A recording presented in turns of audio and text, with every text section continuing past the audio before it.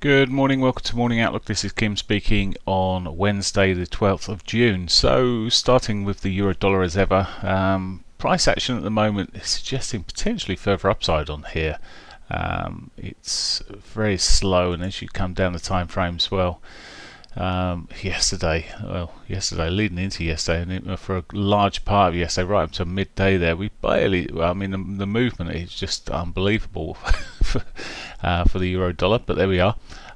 It's started pushing up later afternoon, and we're in such a tight range. See how tight the pivots are pinched here.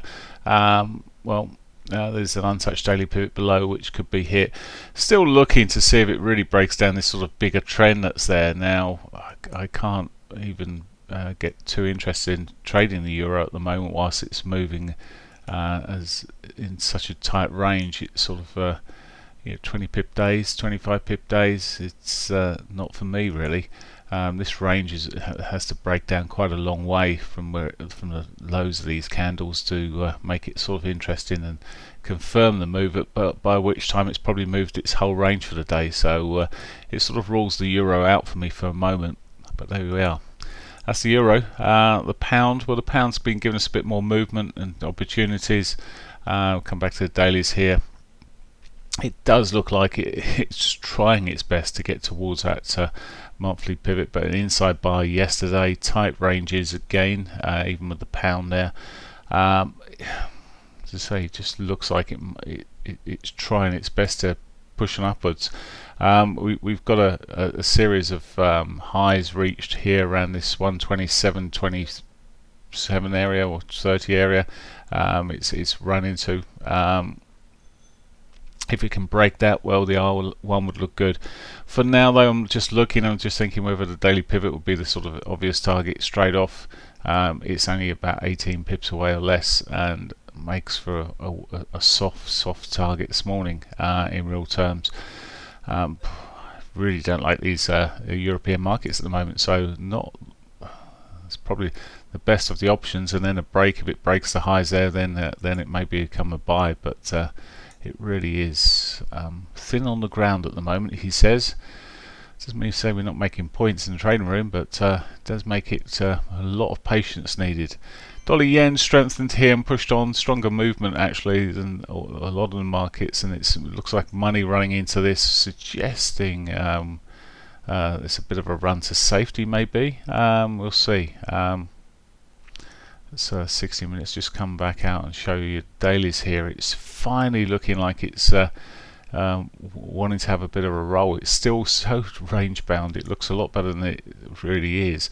In the 60-minute time frame, it's put a lower high. In this time frame, well, it's just broken the prior lows there, or just on the close to prior lows there, but certainly a lower high at this stage.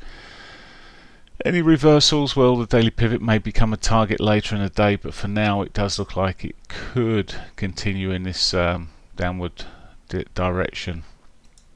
It is my more favoured direction with the yen, but I'd need a retracement to sell into it this morning.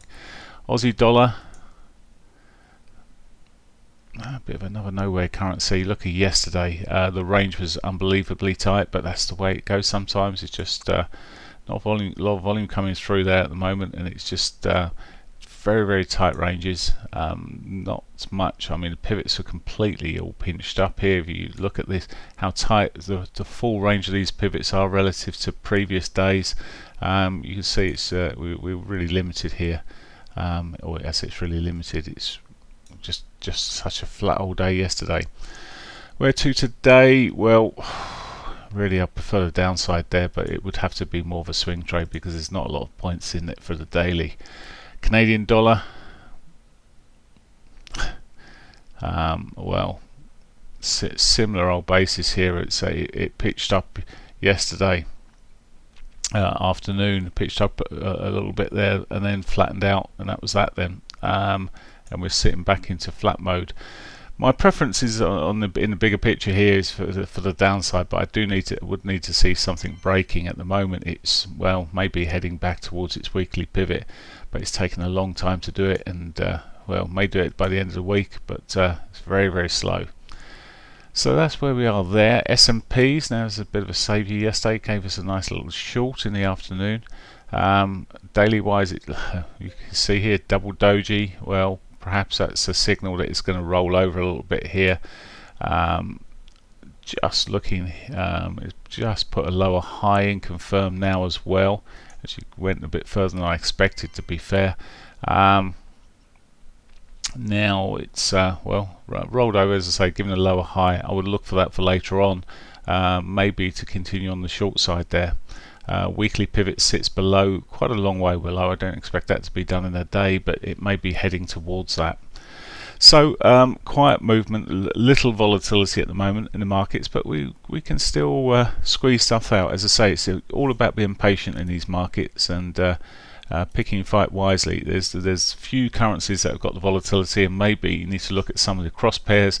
The pound yen, maybe even an option when the markets are like this, to see if you can try and pick up a few more points out of the market. So as I say, there are options. To me, this looks bearish anyway. The pound yen, you're looking at the pound is pretty weak overall at the moment. It did put in some good jobs numbers yesterday and jobs inflation, but overall there's a lot of misses coming through on the numbers at the moment, and it's well, there may be opportunities to be shorting down for the S1 today. Right, aside of that then, news-wise today, we've got Draghi speaking at 9:15. He is opening a conference on the Central, Eastern and Southeastern European countries in that's it. For an ECB conference on the Central, Eastern and Southeastern European countries. That'd be gripping. Wish I was there. Not. Aside of that, inflation, CPI at 130. So for the US, that is important. Anything that comes below expectation of the core figure is expected to come out at 0.2. If that comes in less, that will put more pressure for an earlier reduction. There's now the price. There's priced in cuts already sitting there. 2 cuts at least priced into the US interest rates. Trump was trying to put more pressure on it yesterday. He'll claim it was because he put the pressure on, of course, when they do make these cuts. But either way, this CPI data later on is quite key. So there we go. May get some good volatility out later on this afternoon. Have a great day. Bye for now.